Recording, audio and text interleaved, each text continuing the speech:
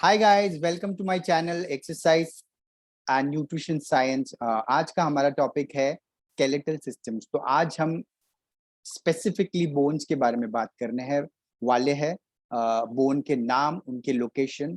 तो for you to understand what skeletal system या फिर बोनी स्ट्रक्चर मींस ना, बोनी स्ट्रक्चर को हमने एनाटॉमिस्ट ने दो पार्ट्स में डिवाइड किया है। So first part is your axial skeleton and the second part is your appendicular skeleton. So let us just understand the names and try to remember them for future reference. पहले तो ये वाले reason को बोलते हैं school, उसके बाद ये जॉ होता है उसको बोलते हैं मैंडिबल, उसके बाद ये मिड सेक्शन ना, you feel something hard over here, this is called the sternum. ये जो है यहाँ पे दिस पर्टिकुलर बोन्स और these bones are called as ribs. जो हमारी रीढ़ की हड्डी होती है उसको हम लोग बोलते हैं वर्टेब्रल कॉलम। उसके नीचे जो हमारा हिप बोन होता है ना, या कमर की हड्डी, उसको हम लोग बोलते हैं हिप बोन। उसको भी सब डिविजन है, but for now you just remember it is hip bone, ठीक है, for you to remember it easily. उसके नीचे होते हैं हमारे पैरों की हड्डी यानी थाई बोन, जिसको बोलते हैं फीमर। उसके नीचे होते हैं हमारा नी कैप, यानी जो अक्सर आपने सुना रहेगा वाटी, वाटी मराठी में उसको वाटी बोलते हैं, तो अंग्रेजी में उसको बोलते हैं नी कैप, और एनाटॉमिकल टर्म या नेम है उसका पटेला। उसके नीचे बिलो द पटेला यानी नी कैप के नीचे अगेन तुम्हारी लोअर एक्सट्रीमिटी यानी शिन बोन, जिसको बोलते हैं ना शिन बोन, उसको हम लोग एनाटॉमिकल नेम है टिबिया, और which is on the inner side, मतलब जो तुम्हारा थम के साइड वाला होता है उसको बोलते हैं टिबिया, और जो लिटिल फिंगर यानी छोटी उंगली होती है पैरों के, उसके साइड में जो होता है उसको बोलते हैं फिब्यूला, ठीक है। हाथ के इस बोन की बात करें तो इसको बोलते हैं ह्यूमरस। फोर आर्म्स में दो बोन होते हैं, जो थंब साइड में होता है उसको बोलते हैं रेडियस, जो लिटिल फिंगर साइड में होता है उसको बोलते हैं अल्ना। रिस्ट में भी बोन्स होते हैं जिनको हम बोलते हैं कार्पल्स। रिस्ट के आगे ये जो हाथ या पाम्स के बोन होते हैं इनको हम लोग बोलते हैं मेटाकार्पल्स, या फिर they are named as metacarpals. उसके नीचे यू हैव योर फिंगर्स, हाथ और पैरों के फिंगर्स, जिसको बोलते हैं फैलेंजेस, ठीक है। So now that we have learned some of the names, ठीक है, ऐसे बहुत सारे बोन्स है जिनके नाम याद रखना बहुत मुश्किल है, जैसे skull is has almost 28 bones, ठीक है, जिसमें से 8 is your cranium bone and 14 is your facial bone। तो अगेन उनके नाम है, ट्रेनर पॉइंट ऑफ व्यू से बात करो तो you don't necessary need to remember those name, but exam point of view से बात करो तो you just need to know that you have 28 skull bones, ठीक है। Again there are different books to refer from, ठीक है। कुछ anatomy के बुक्स में they have given it as 22 where they have not counted तुम्हारे ईयर बोन्स को, ठीक है। कुछ एनाटॉमी के बुक्स है जिसमें तुम्हारे ईयर बोन को काउंट करके उन्होंने टोटल स्कल बोन्स को 28 काउंट किया। तो डोंट गेट कंफ्यूज्ड, क्योंकि जितना आप पढ़ोगे उतना ज्यादा कंफ्यूजन और बढ़ेगा। बट अगेन आपको मेरा एडवाइस ये रहेगा, जिस किस एकेडमी से आप कोर्स कर रहे हो उसके मैनुअल में जो भी नंबर ऑफ बोन्स दिया है for the skull, please refer that, because exam purpose से अगर आपको पास होना है तो you need to follow their manual, ठीक है। अदरवाइज अगर आपको फॉलो करना है तो Gray's anatomy is the best book to be followed for anatomy, ठीक है, which is followed universally. But again there are countries जो कुछ और बुक्स यूज करते हैं फॉर देयर रेफरेंस, ठीक है। So moving forward, what is axial skeleton and what is appendicular skeleton. Axial skeleton को अगर हम सिंपल भाषा में बोले तो वो वाले बोन्स जो बेसिकली प्रोटेक्शन का काम करते हैं। प्रोटेक्शन किस चीज का? प्रोटेक्शन वाइटल ऑर्गन्स का। तो एक्सियल स्केलेटन में तुम्हारा स्कल आ गया। अभी स्कल क्या करेगा? स्कल प्रोटेक्ट करेगा बोन को। You have your thyroid bone यहाँ पे होता है, जिसे लारेंजियल स्केलेटन भी बोलते हैं। You have your vertebral column. तो अगेन वर्टेब्रल कॉलम को सामान्य भाषा में बोला जाए तो रीढ़ की हड्डी। अगेन रीढ़ की हड्डी भी प्रोटेक्शन करती है। प्रोटेक्ट किसको करते हैं?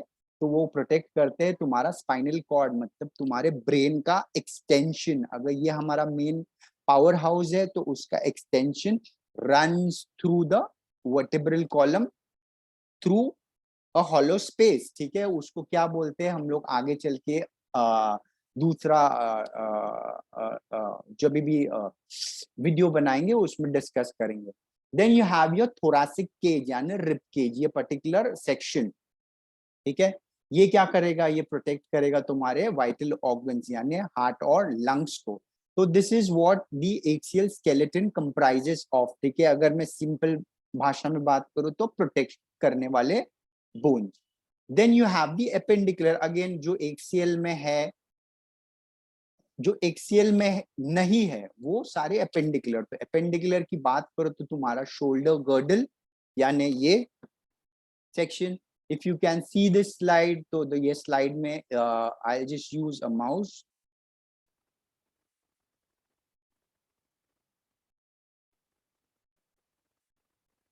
ठीक है, सो इस स्लाइड में देखोगे ये जो ब्लू कलर है ऑन द एपेंडिकुलर स्केलेटन वाला पिक्चर, तो ये जो ब्लू में है वो सारे एपेंडिकुलर स्केलेटन में है, जिसमें तुम्हारा shoulder girdle which includes your clavicle, ये सामने वाला bone, which includes your scapula, पीछे वाला bone, and which also includes your humerus यानी हाथ की हड्डी।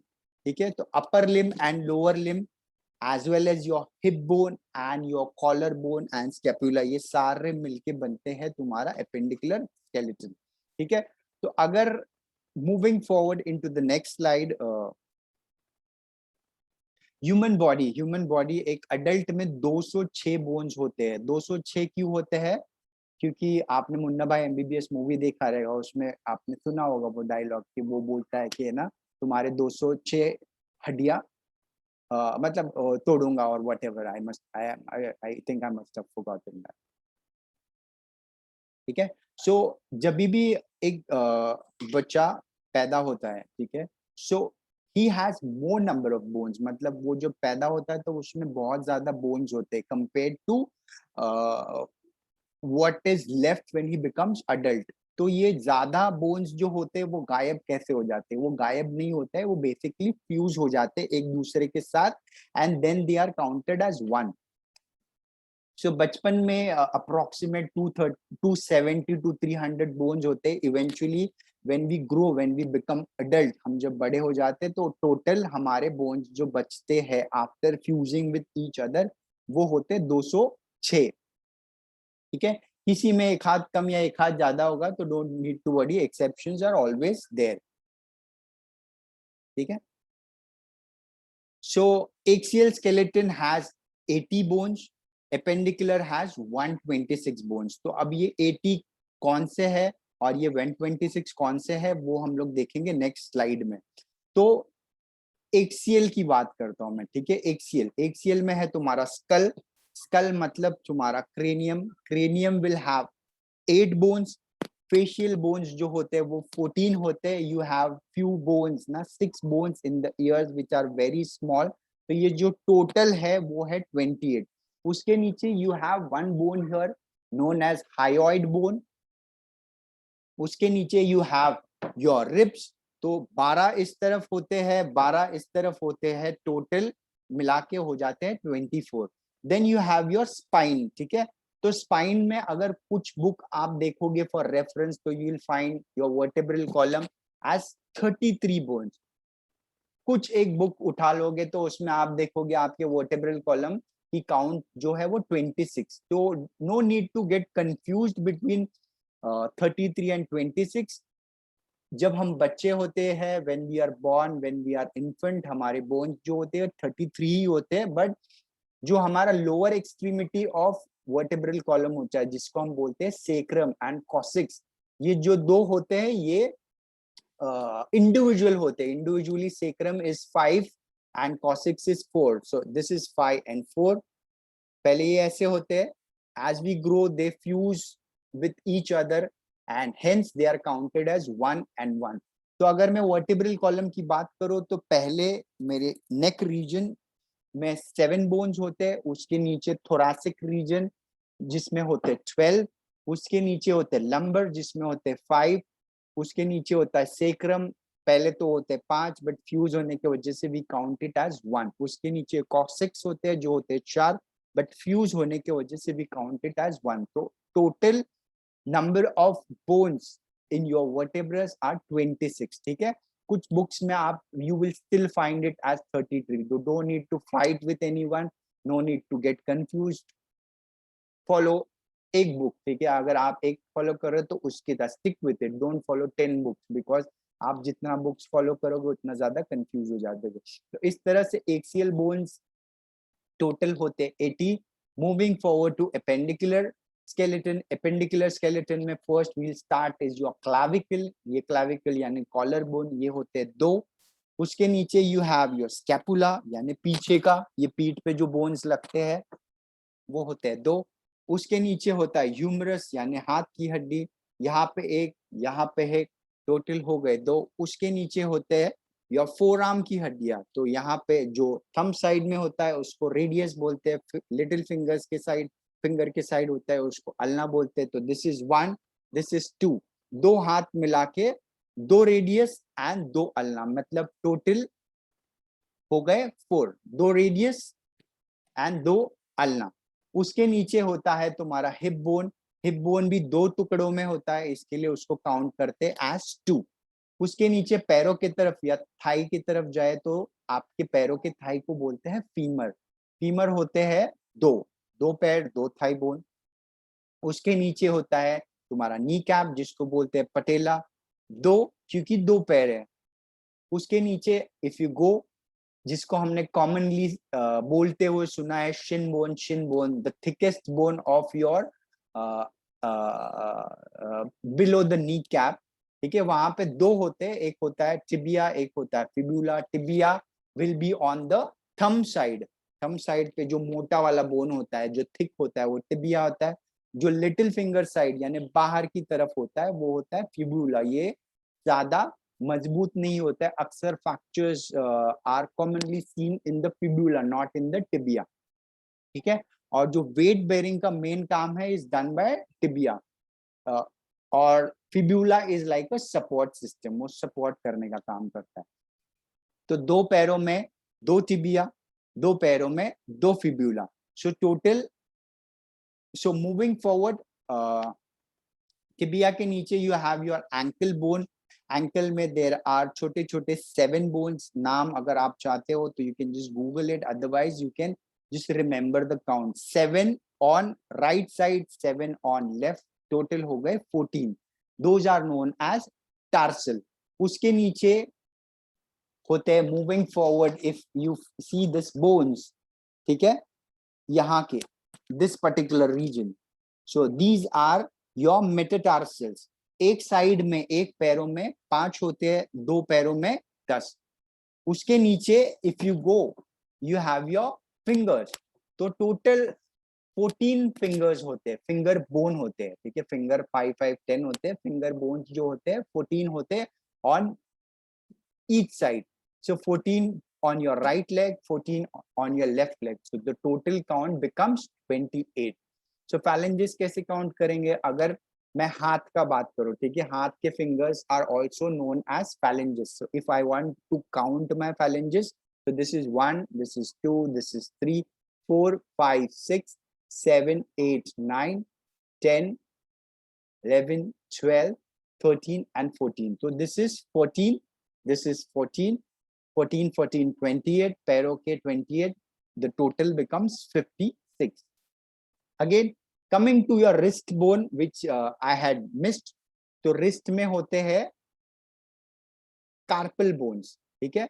एक wrist में होते हैं टोटल 8 कार्पल बोन्स, नाम चाहे तो आप गूगल करो, if you don't remember the names you should at least remember the count, ठीक है।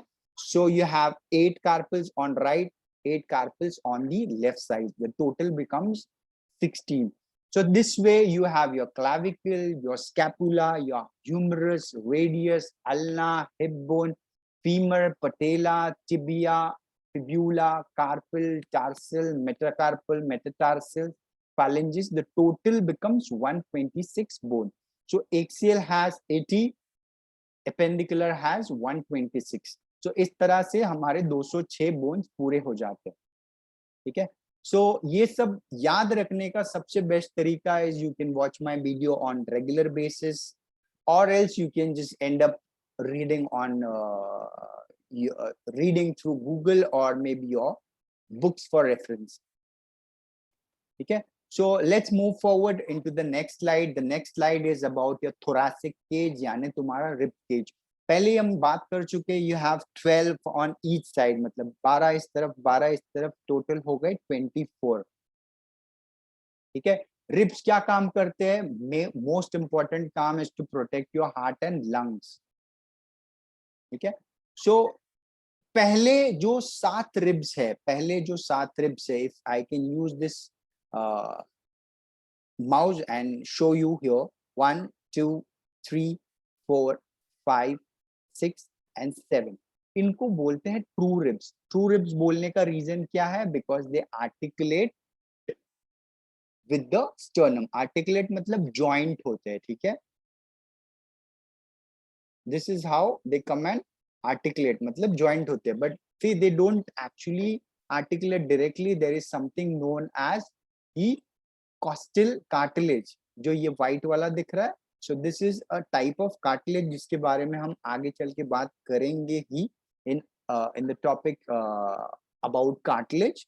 But for now, you just understand true इसके लिए क्योंकि वो आके डायरेक्टली आर्टिकुलेट करते, मतलब ज्वाइंट होते.